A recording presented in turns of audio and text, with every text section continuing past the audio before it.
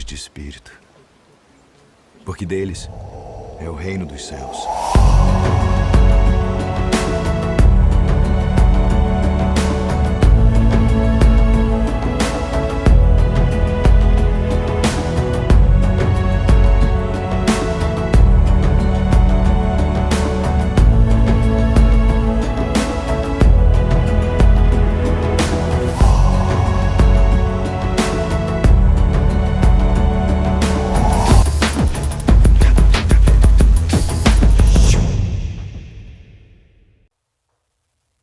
E onde essas pessoas que são bem-aventuradas irão habitar para sempre.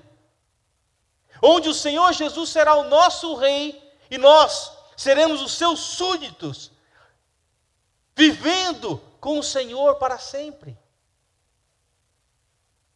Quem está realmente bem à luz das bem-aventuranças?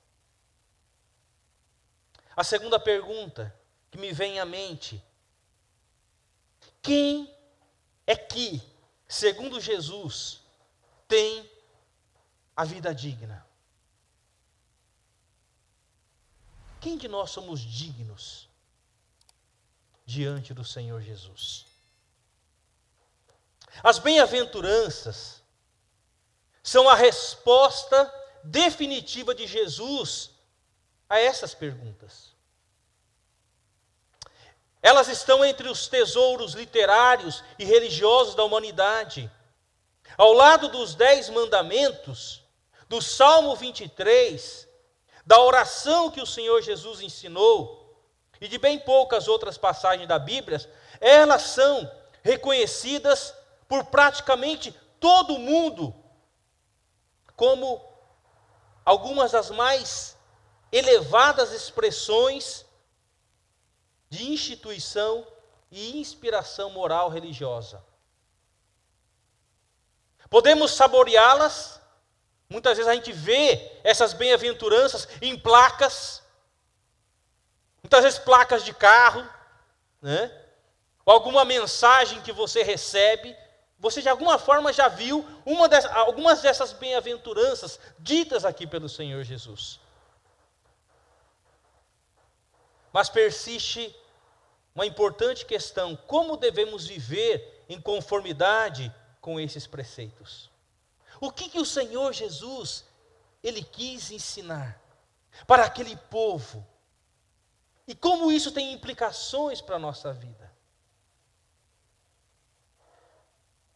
As pessoas estão em busca da felicidade. E você não é diferente. Você tem buscado a felicidade. As pessoas, desde o seu nascimento, o seu crescimento, ela busca a felicidade. E muitas pessoas acham que a felicidade está em ter uma excelente conta bancária. Eu sei que se você tem recursos financeiros, isso ajuda. Muitas pessoas acham que para ser feliz, você tem que ter o corpo perfeito. O corpo que todo mundo vai dizer, uau! Muitas pessoas acham que a verdadeira felicidade está ligada a uma religião. Fazer certos ritos religiosos, você então vai se tornar feliz. Muitas pessoas acham que a verdadeira felicidade está em ter uma excelente saúde, nenhum problema de saúde. Muitas pessoas acham que a verdadeira felicidade está em ter uma família perfeita, onde não há problemas. Tudo acontece de maneira perfeita. Será que nós encontraremos a verdadeira felicidade nessas coisas? Será que era isso que o Senhor Jesus estava pensando sobre o que é ser feliz? O que o contexto nos ensina? Se descobrirmos o que o próprio Jesus tinha em mente com as bem-aventuranças, aí sim saberemos o que fazer e o que não fazer com elas. E essa deve ser a chave para compreendê-las. Qual é a chave da verdadeira felicidade? Ou quais são as chaves? Será que essas são chaves da verdadeira felicidade?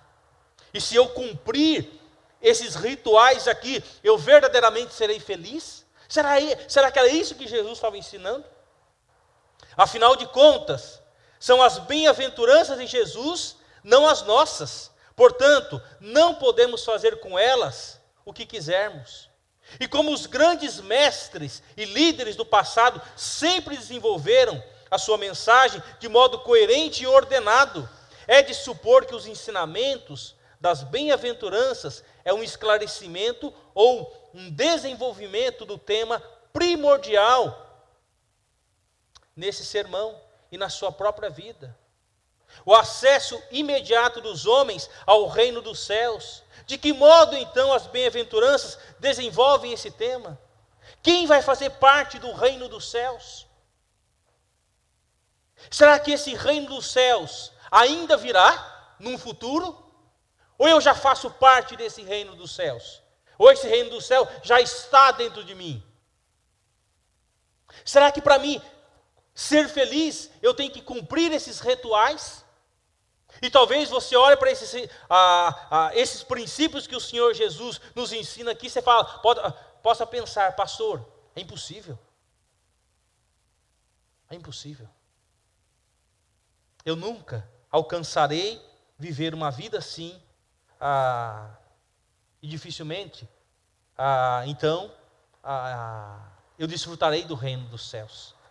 Será que era isso que Jesus estava nos ensinando? O Sermão do Monte, em primeiro lugar que eu e você temos que entender, o Sermão do Monte destina-se ao povo cristão inteiro. Não é especificamente para algumas pessoas viverem isso.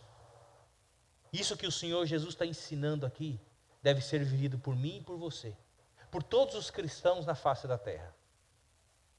Primeira coisa que você tem que entender: trata-se de uma perfeita representação da vida no reino de Deus. Todos concordam que Mateus estava escrevendo o seu evangelho para judeus. O público-alvo de Mateus era os judeus. Aqueles que tinham os 10 mandamentos, que conheciam a lei, e onde os religiosos procuravam observar essa lei. E eles acrescentaram muitas outras leis que o próprio Senhor Jesus, que o próprio Deus não ensinou. Então, Mateus está escrevendo para os judeus de uma maneira muito especial. Os judeus faziam a falsa materialidade da ideia do reino. Olha só o que os judeus pensavam a respeito do reino. Pensavam que o Messias haveria de vir para conferir-lhes emancipação política. Lembra-se que o judeu, nesse contexto, eles estavam sob o reino do Império Romano. Então, eles sofriam a opressão do Império Romano. Então, eles estavam aguardando o Messias vir para libertá-los da opressão do Império Romano. Era essa mentalidade, essa era a cabeça do judeu da época. Estavam aguardando alguém que os libertasse da servidão e do jugo imposto pelo Império Romano. Os judeus sempre conceberam o reino como algo externo, mecânico, militarista e materialista. E Mateus faz uma exposição do reino essencialmente espiritual. O reino é, antes de tudo, algo que está dentro de nós. Não é algo externo, é algo que está dentro de nós. Trata-se daquilo que governa e controla o coração, a mente e as atitudes do indivíduo. Era isso que Jesus estava falando sobre o reino. O reino tem que estar em nós, porque o reino estando em nós, nós seremos felizes, iremos viver essas bem-aventuranças que Jesus nos ensina aqui. Em nenhum momento, quando se fala sobre reino de Deus, outras traduções, você vê lá, reino dos céus, será que é coisa diferente? Não, é a mesma coisa. Reino de Deus, reino dos céus é a mesma coisa, é a mesma ideia. Na cabeça do judeu, eles aguardavam um Messias que viria libertá-lo de uma questão política, geográfica, né? Por isso que os judeus, até hoje, não acreditam que o Messias veio. E Jesus já veio. Ele já cumpriu o Antigo Testamento, as profecias, eles não acreditam. Eles estão aguardando ainda um Messias que venha o quê? Estabelecer o seu reino na terra. Eles não acreditam que Jesus, o Messias, já veio há 2000 anos atrás. Então, Mateus está escrevendo para esse grupo de pessoas. Em outras palavras, no Sermão do Monte, não nos é recomendado vivei deste modo e vos tornarei cristãos. Pelo contrário, somos ali ensinados, visto que sois cristãos, vivei deste modo. Jesus não está dizendo, se você viver desse modo aqui, segundo as bem-aventuranças, você vai ser um cristão. Não. Jesus está dizendo, por você ser um cristão, se o reino de Deus está em você, você deve viver desta forma. E olha que interessante, se você olhar para mim, comigo no contexto do capítulo 4, vemos Jesus proclamando a sua mensagem básica. Dá uma olhada comigo a partir do versículo 17. Jesus tinha iniciado o seu ministério. É interessante porque Mateus, ele coloca o Sermão do Monte no início do seu evangelho. E é interessante que Jesus tinha iniciado o seu ministério, e o que Jesus estava fazendo no início do seu ministério, a partir do versículo 17. Daí por diante, passou Jesus a pregar e a dizer, arrependei-vos, porque está próximo, o quê? O reino dos céus. O reino do céu está próximo. E ele está pregando para essas pessoas, arrependam-se. Arrependam-se dos seus pecados, mudem de vida, mudem de atitude, mudem de comportamento, porque o reino do céu está próximo.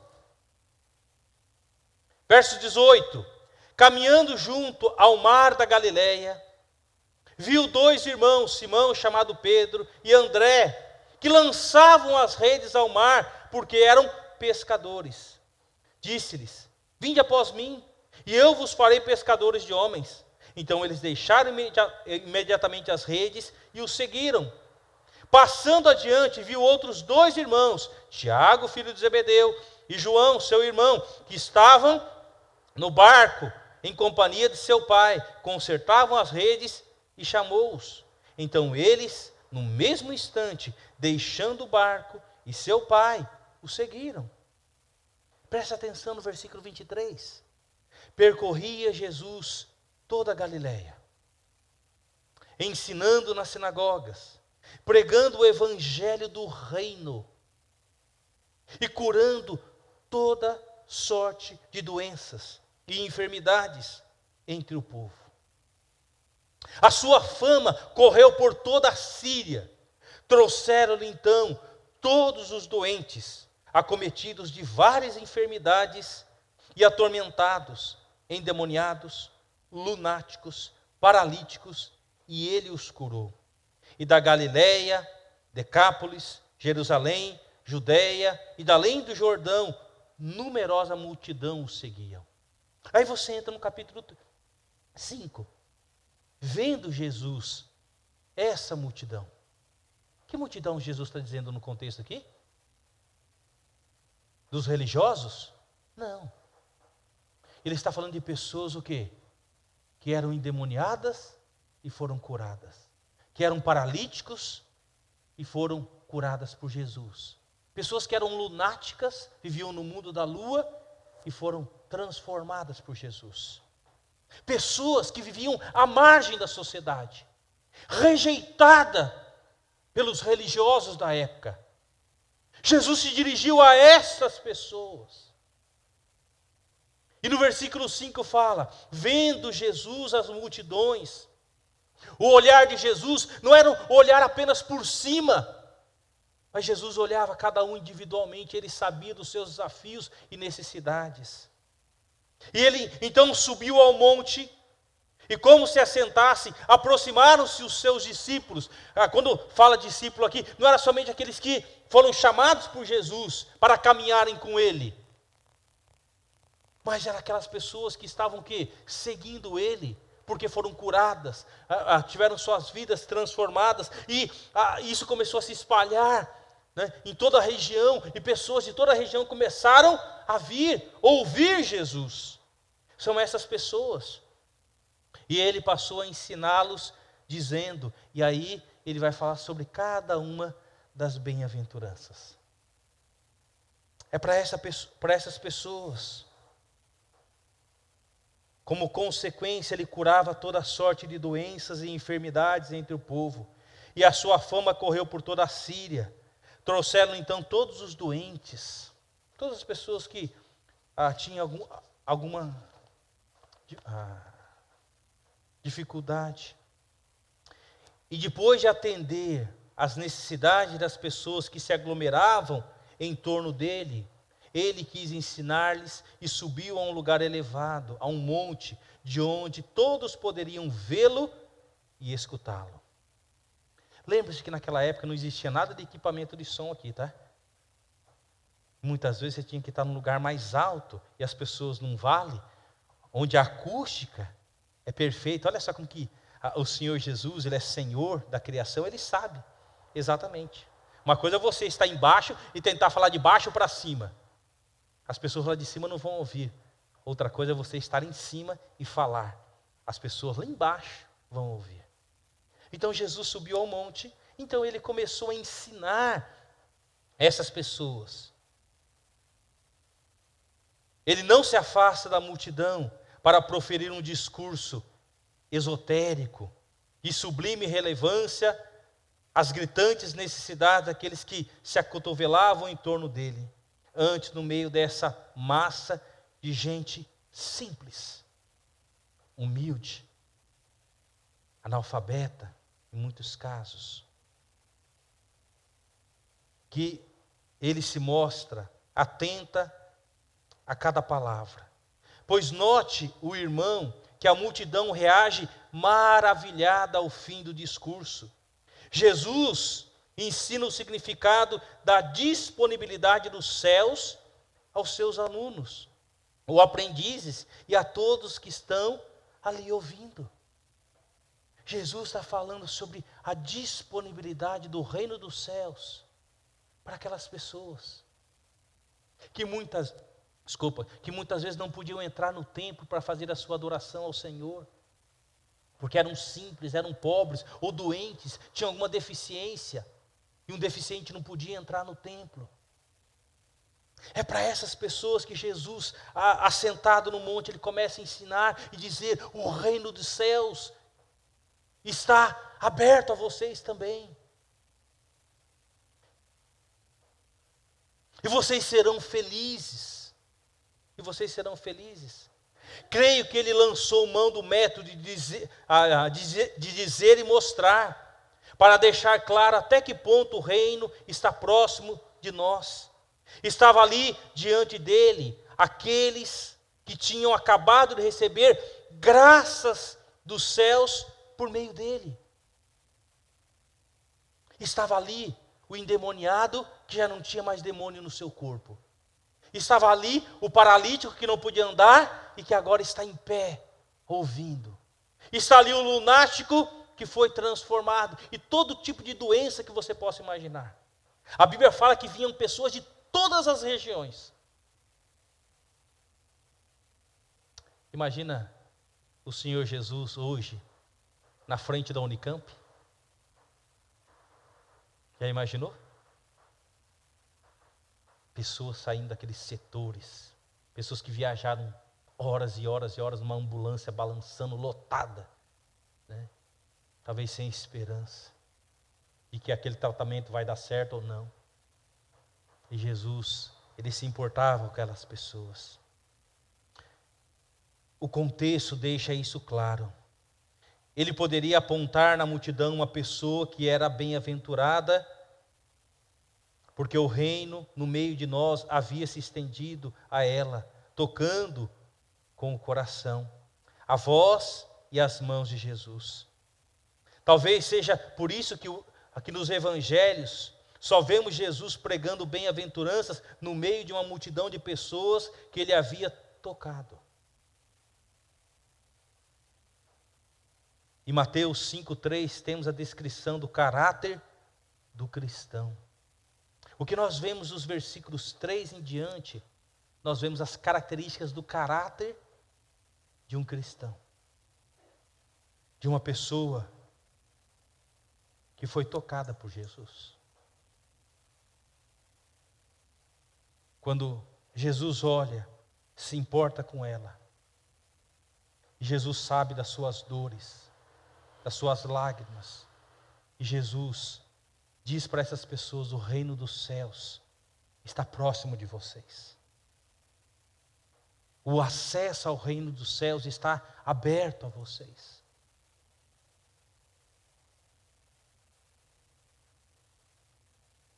E portanto ele disse: bem-aventurados, poderemos aqui, até acrescentar os analfabetos espirituais, os espiritualmente falidos,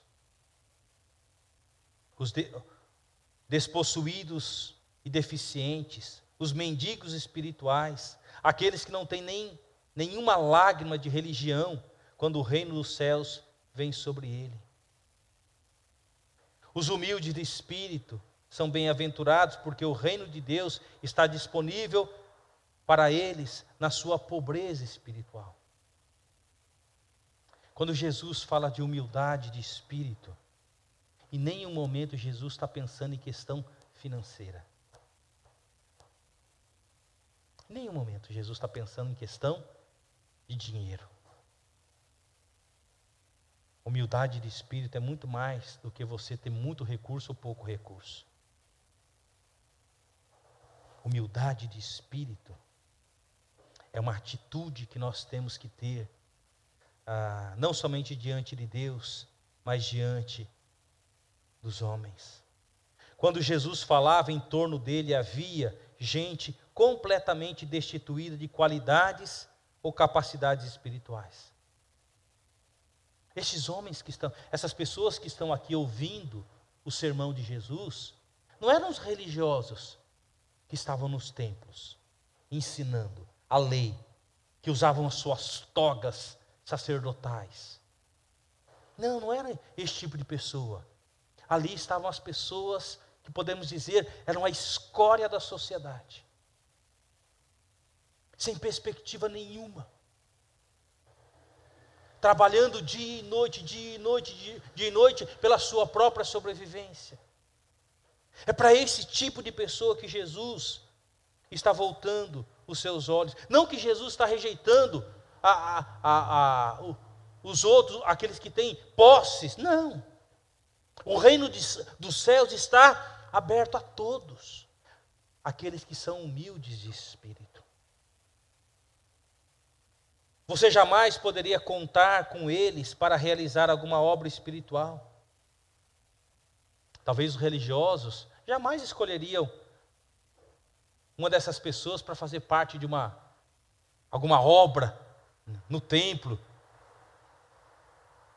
Você jamais poderia contar com eles para realizar alguma obra espiritual. Nada neles sugeria que o sopro de Deus pudesse se mover nas suas vidas. Não tinham nenhum carisma, nenhuma inclinação ou brilho religioso.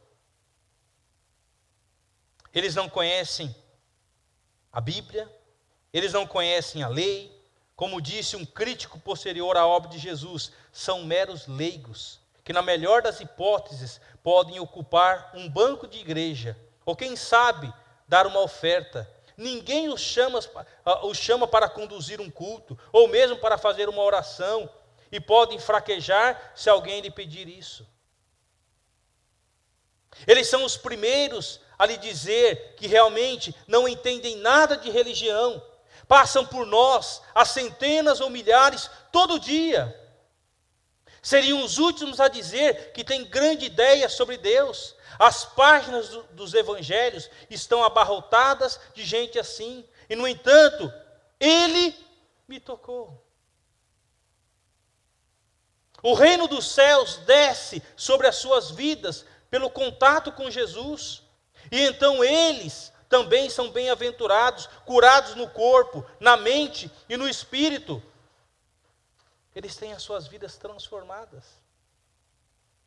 No Sermão do Monte, as promessas ligadas, por exemplo, às chamadas bem-aventuranças, não devem ser consideradas como recompensa dos estados espirituais que estão respectivamente vinculados, nem como seu resultado.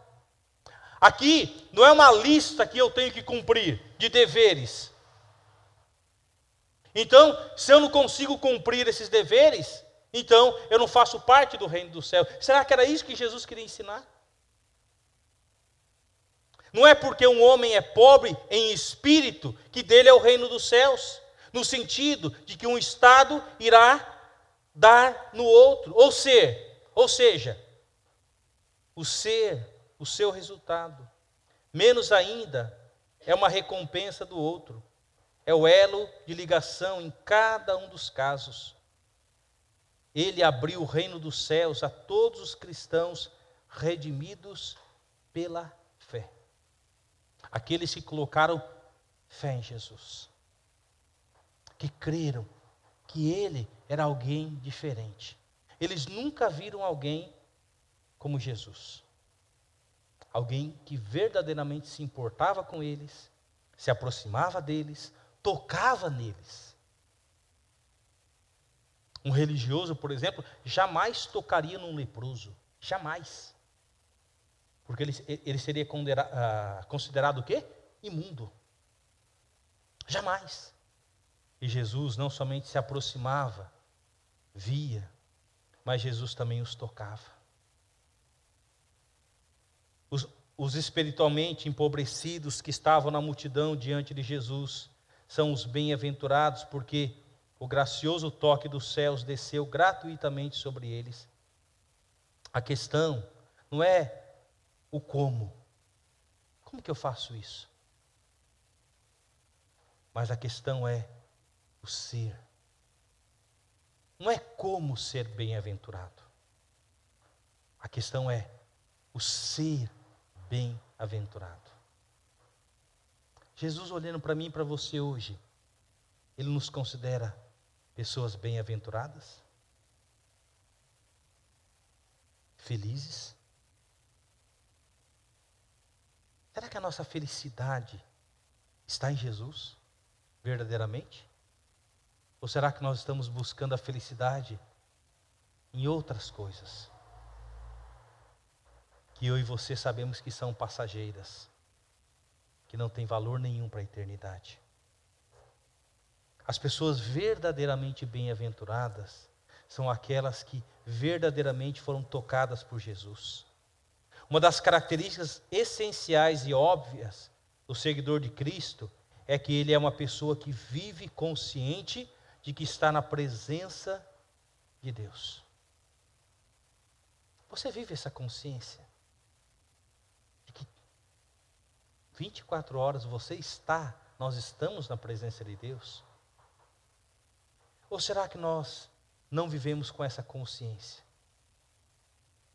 De que Deus está presente, Ele está vendo, Ele sabe exatamente tudo o que eu e você fazemos, por onde andamos, o que falamos. Será que nós andamos conscientes disso? O cristão é um indivíduo que vive sempre no temor de Deus.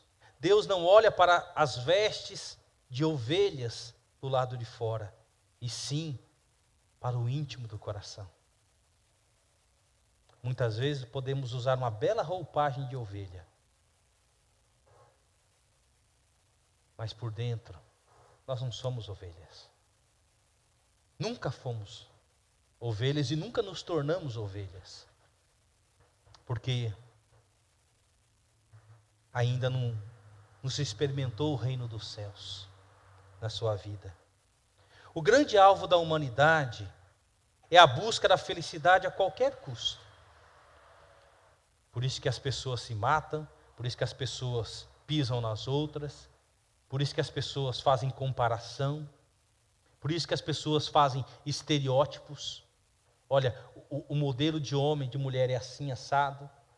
Né? O segredo do sucesso é assim, assim, assim. Por isso que eu sou contra o evangelho da autoajuda, né? Os gurus, né?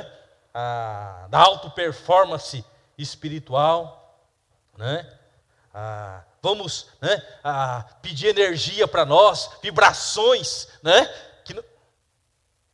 Será que é isso que Jesus estava pensando?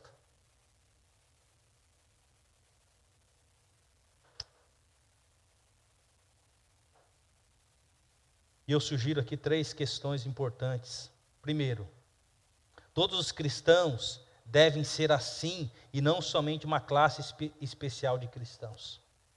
Todos os cristãos devem viver aquilo que Jesus está narrando aqui no capítulo 5, 6 e 7. Era isso que Jesus queria. Segundo, espera-se de todos os cristãos que manifestem todas essas qualidades. Talvez, em algum desses aspectos aqui, por questão natural, você vai ser um pouco mais forte. Aquele lá é mais manso, aquele lá é mais humilde, aquele lá, ele chora com mais facilidade, né? Mas Jesus estava pensando nesses aspectos na vida de todos aqueles que fazem parte do seu reino. Nenhuma dessas descrições refere-se àquilo que poderíamos chamar de tendências naturais.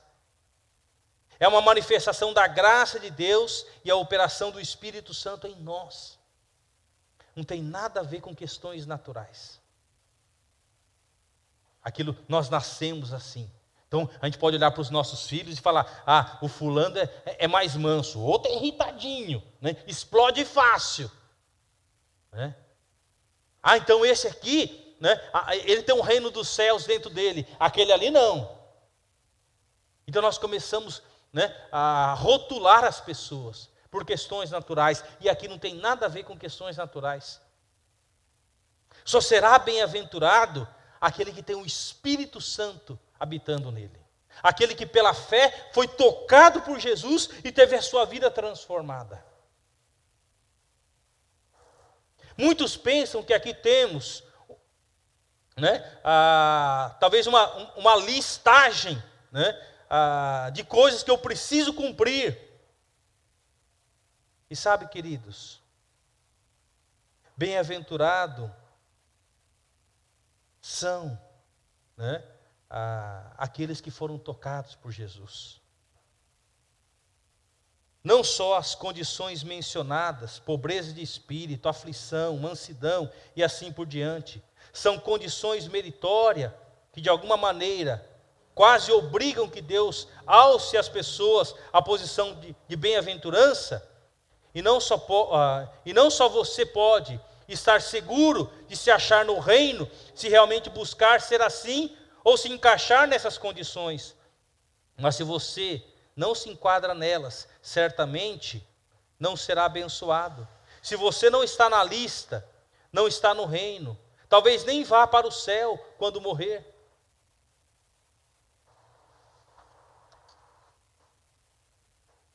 O que poderia ser mais claro que isso? Lembre-se do contexto. Jesus, ele vem caminhando pelas cidades e vilarejo, e ele vai encontrando pessoas que diante dos religiosos não têm valor nenhum, pessoas rejeitadas, pessoas oprimidas, pessoas sem esperança, pessoas flertando com a possibilidade de tirar a própria vida, pessoas que vivem para o trabalho, mas sem esperança. O judeu, na cabeça do judeu, ele aguardava um Messias que viria e implantaria o seu reino na terra e acabaria com a bagunça na terra, né? Tiraria o Império Romano no poder, falar, agora aqui quem manda sou eu, e acabou essa história. Mas Jesus, ele não veio assim, para impor o seu reino, ainda, porque ele virá. E quando ele vir nessa condição, aí os judeus vão reconhecer. Puxa vida, Jesus já veio. O reino não é uma questão territorial. É muito mais do que isso. O reino dos céus, o reino de Deus está em nós. Começa no momento que nós fomos tocados por Ele. Vivemos neste reino aqui na terra, mas terá a sua glória quando Jesus voltar e quando nós tivermos um corpo transformado em glória. Se a interpretação usual das bem-aventuranças de Jesus, como orientações sobre o modo de alcançar a bênção, está correta, você teria de ser pobre. Será que é isso que Jesus está dizendo? E somente os pobres vão entrar no reino dos céus? Será que Jesus está dizendo, quem é rico, cai fora, não faz parte do meu reino? Quando Jesus fala de pobreza, de humildade de espírito, novamente, ele não está falando nada de dinheiro. Ele está falando de uma atitude de espírito. Uma atitude de espírito. Será que para entrar no reino dos céus, eu teria que chorar? Teria de ser perseguido? E assim por diante, para estar entre os bem-aventurados? Quem de nós aqui já foi perseguido por causa da sua fé? Ou foi ameaçado de morte? Já colocaram uma arma na sua cabeça? Falaram, se você continuar pregando Jesus, você vai ser morto. Ou você nega esse Jesus, ou você vai ser morto. Será que é isso que Jesus está dizendo? Seria de esperar, portanto, que qualquer um que aceitasse sinceramente essa interpretação, procurasse se tornar pobre, triste, perseguido e assim por diante. Mas muito pouca gente realmente age assim. Será que basta simplesmente sentir-se culpado por não fazê-lo? O que então quer dizer Jesus com as bem-aventuranças? Como viver segundo elas? Foi essa a pergunta que fizemos no início da mensagem e é hora agora de respondê-la. Já apontamos a chave para a compreensão das bem-aventuranças. Elas servem para esclarecer a mensagem fundamental de Jesus.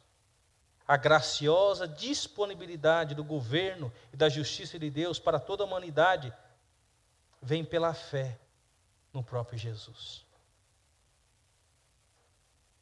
Essas pessoas que foram curadas, tocadas por Jesus,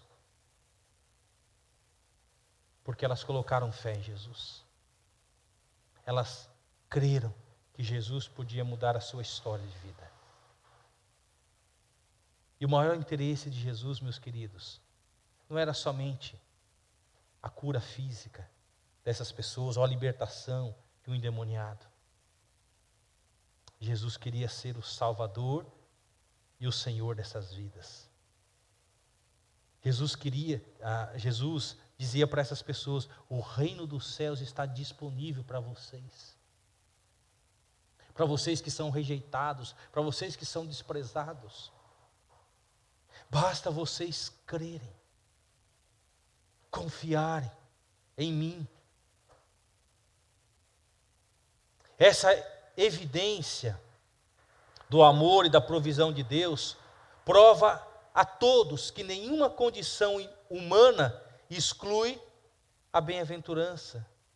Que Deus pode estender a mão a qualquer pessoa com o seu amor e a sua libertação. O sistema religioso do tempo de Jesus marginalizava as multidões, mas Jesus a todos acolhia no seu reino. Qualquer um podia entrar. A oportunidade era igual para todos. Ainda hoje, esse é o evangelho das bem-aventuranças. O reino dos céus está disponível a todas as pessoas de todos os povos, tribos, línguas e nações. A religião, ela engessa. A religião faz com que nós façamos alguma coisa para alcançar ou merecer o reino dos céus. E nós sabemos, meu querido, minha querida, que nem eu nem você, nós merecemos o reino dos céus. Eu espero que você tenha consciência disso.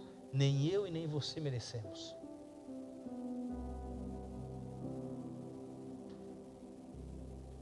Portanto, as bem-aventuranças é a descrição do verdadeiro Filho de Deus que pertence ao seu reino.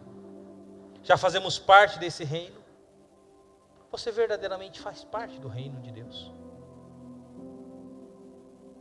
É interessante, se você ler o Sermão do Monte, capítulo 6 e capítulo 7, tem um trecho que Jesus fala que muitas pessoas eram religiosas, mas Jesus, nós curamos em teu nome, nós fizemos isso e aquilo outro.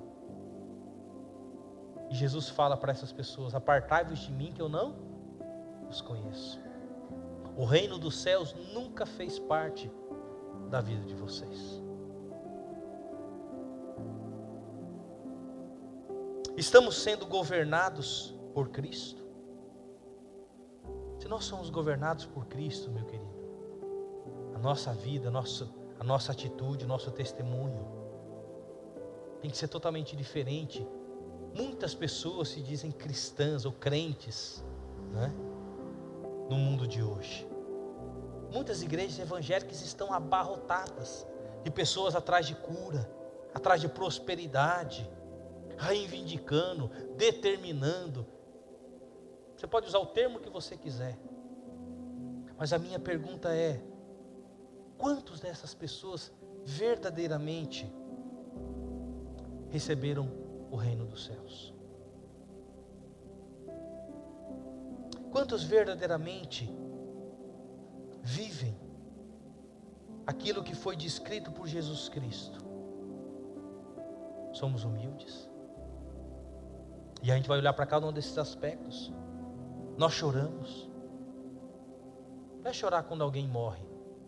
Não é chorar de alegria quando alguém faz aniversário ou recebe alguma bênção. É muito mais do que isso. É chorar ao olhar para a miséria humana. Eu não sei se você... O que você sente quando você olha para milhares e milhares de pessoas que são escravizadas pela droga? E sabe, queridos, você quer ter uma realidade da miséria humana? Vai num lugar chamado Cracolândia, em São Paulo. Ali você vai entender o que é miséria humana. O que é miséria humana? Quantas mães choram ao verem seus filhos ali, não conseguem tirar os seus filhos dali. Pessoas que vivem, roubam, matam por um punhadinho de droga. E as drogas, elas cada vez mais são destrutivas. Tem uma droga, potencialmente agora, que as pessoas ficam como um zumbi, literalmente paradas onde estão. Quantas meninas são abusadas,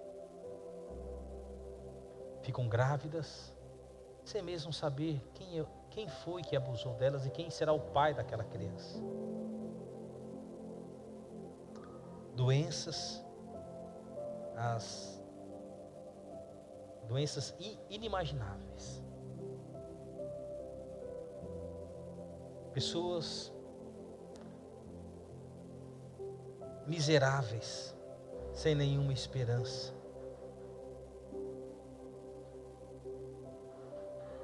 Nós estamos manifestando as qualidades recomendadas no Sermão do Monte.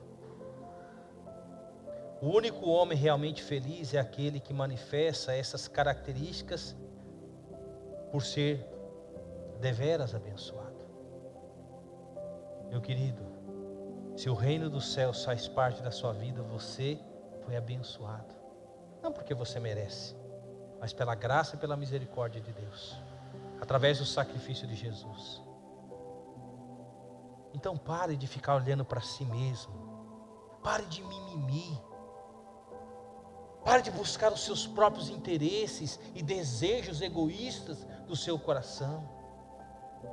Começa a olhar para fora, começa a olhar para o próximo.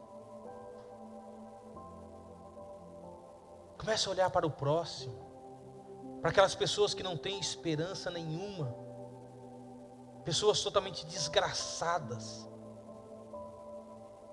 que muitas vezes passam por nós, e por ela estar fedida, suja, maltrapilha, muitas vezes você passa de largo, ou você não quer nem receber no portão da sua casa.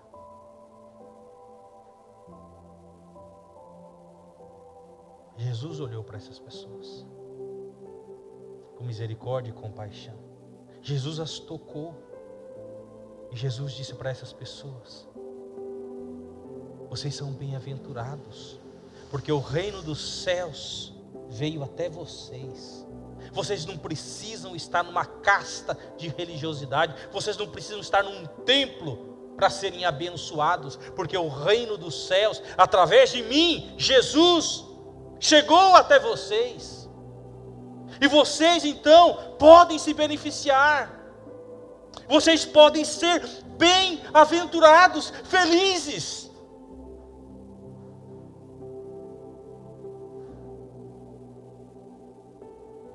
Se porventura você sente que as bem-aventuranças são difíceis de serem vividas, se sinto que elas me são adversas e na qual não aprecio, então devo temer, pois isso significa que você não faz parte do reino de Deus. Talvez você possa dizer: mas pastor, é impossível viver assim. Humanamente sim, mas aquele que tem o Espírito Santo de Deus, é possível viver assim.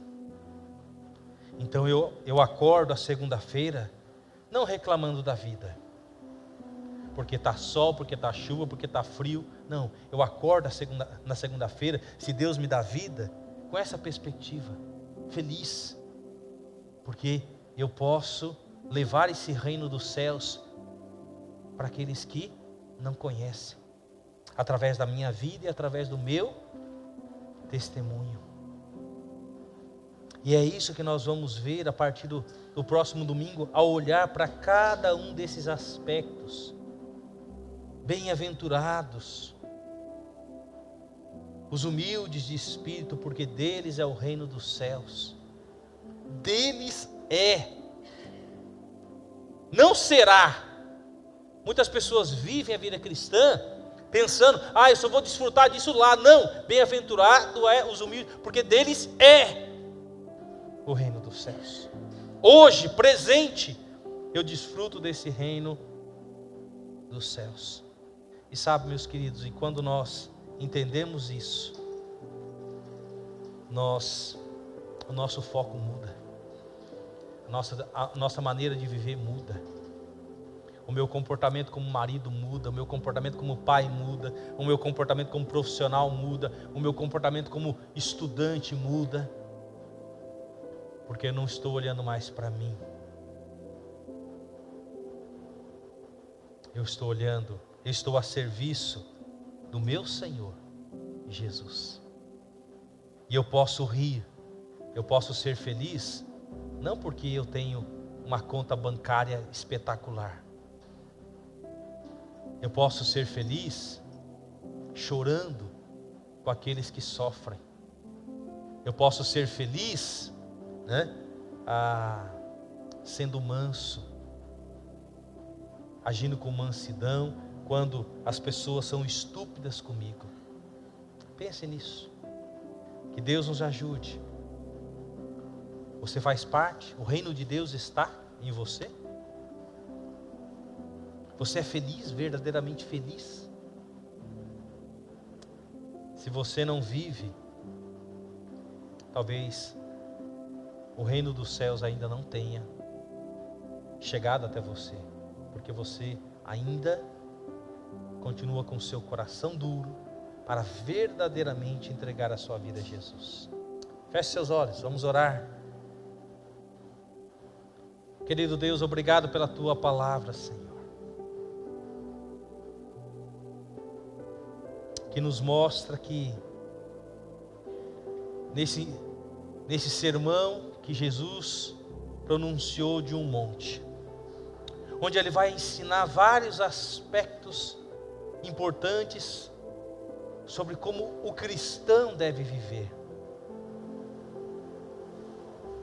E aqui nós vimos, ó Deus, sobre as bem-aventuranças. Bem-aventurados são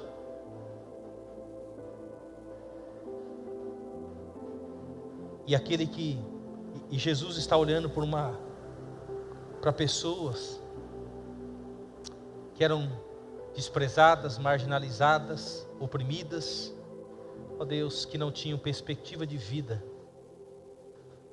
e que Jesus olha para essas pessoas, se aproxima dessas pessoas, toca nessas pessoas, a vida dessas pessoas é transformada não somente fisicamente, mas principalmente espiritualmente, porque o Senhor Jesus fala: o reino dos céus é para vocês. Não é para aqueles que tentam cumprir uma religiosidade, achando que o vir à igreja, que o dizimar, o ofertar, ou fazer parte de algum ministério da igreja, o torna participante do reino dos céus. O que o torna participante do reino dos céus é quando você verdadeiramente entrega a sua vida a Jesus Cristo. Quando você verdadeiramente se arrepende dos seus pecados, confessa seus pecados, chora pelos seus pecados, não tem prazer de viver mais no pecado, diz não ao pecado e busca viver uma vida santa, esse sim, o reino dos céus chegou até ele. Ó meu Deus, em nome de Jesus, que cada um aqui possa sair daqui, ó Deus, refletindo e pensando: o reino dos céus está em mim? E como isso é possível perceber se o reino do céu está em mim? Através de uma vida bem-aventurada, feliz, sendo manso, humilde, sendo justo. Ó Deus, em nome de Jesus, transforma a vida de cada um, Senhor, que possa realmente colocar a sua vida em ordem antes que seja tarde demais.